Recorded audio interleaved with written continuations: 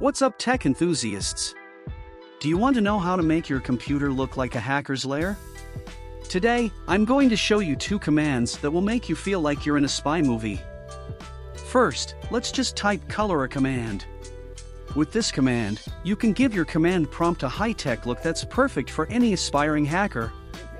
Looks cool, right? But if you want to take things up a notch, use the dir/s command.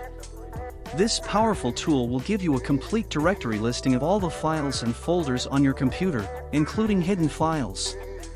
Not only is this command useful for finding hidden files, but it also gives your command prompt a hacking look that can intimidate even the most tech-savvy of users.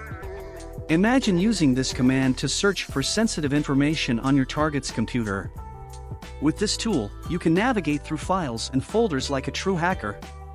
And that's it for today's video.